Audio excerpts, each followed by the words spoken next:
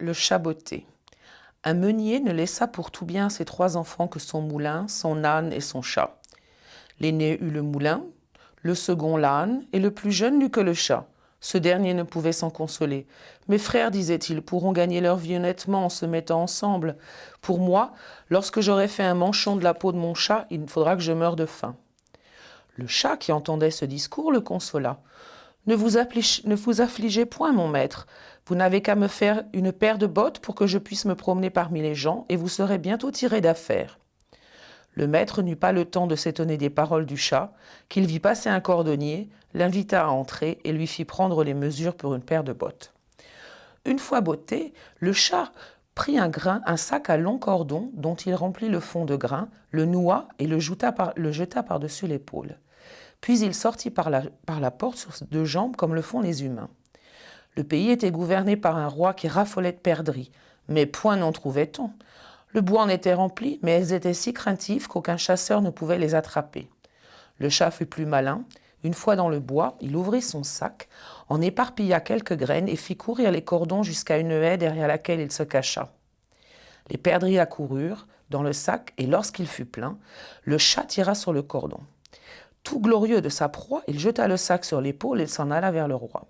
« Sire, dit-il après l'avoir salué bien bas, voici quelques perdrix que monsieur le comte, mon maître, m'a chargé de vous présenter de sa part. » Enchanté, le roi fit remplir le sac du chat de pièces d'or que celui-ci rapporta à son maître tout étonné.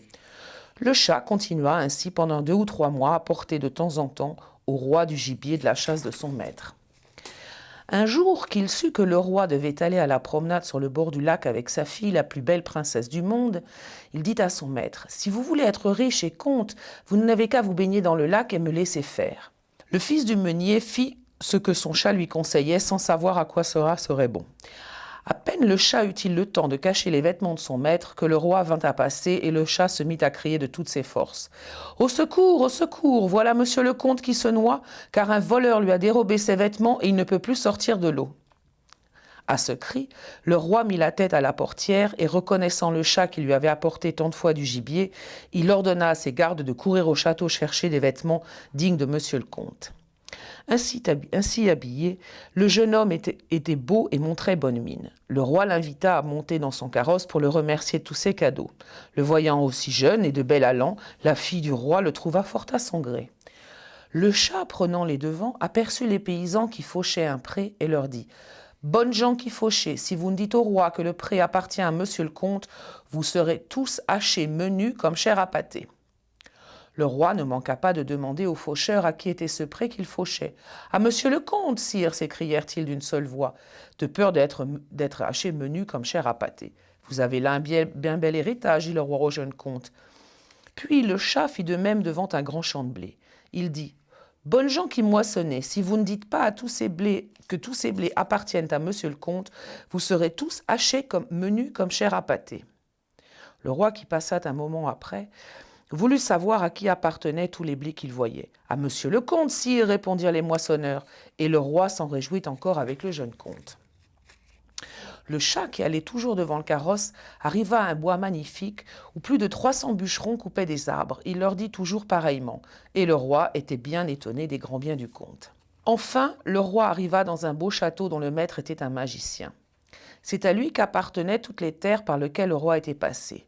Le chat se présenta à lui hardiment, fit la révérence fort civilement et dit « On m'a assuré que vous aviez le don de vous changer en toutes sortes d'animaux. Pour ce qui est d'un chien, d'un renard ou d'un loup, je veux bien le croire, mais d'un éléphant, cela me paraît impossible. Aussi suis-je venu m'en assurer. » Le magicien répondit avec fierté « C'est un jeu d'enfant pour moi. » et se trouva ainsi changé en éléphant. « Incroyable !» s'exclama le chat. « Et en un lion, ce n'est pas plus difficile, assura le magicien. » Et un fauve se tint soudain devant le chat qui feignit une forte frayeur. « Inouï !» s'écria le chat. « Je n'aurais pu l'imaginer, pas même en rêve. Mais plus fort que tout serait de se transformer en quelque chose de minuscule, comme une souris. Bien sûr, cela aucun magicien au monde ne doit pouvoir le faire. » Pris au jeu, le magicien devint sur le champ souris et se mit à courir partout dans la pièce. Le chat se jeta dessus et n'en fit qu'une bouchée. Entre-temps, le carrosse du roi arriva devant le château. Entendant cela, le chat dévala les marches du perron, ouvrit la portière du carrosse, s'inclina devant le roi et dit « Que votre majesté soit la bienvenue dans le château de mon maître, le comte. » Le roi descendit du carrosse et s'extasia devant la splendeur du château qui était presque plus beau et plus grand que le sien. Pendant ce temps, le jeune comte conduisit la princesse en haut des marches dans la grande salle d'honneur étincelante d'or et de pierres précieuses. Le prince et la princesse se fiancèrent. À la mort du roi, le comte lui succéda et fit du chat botté son premier ministre.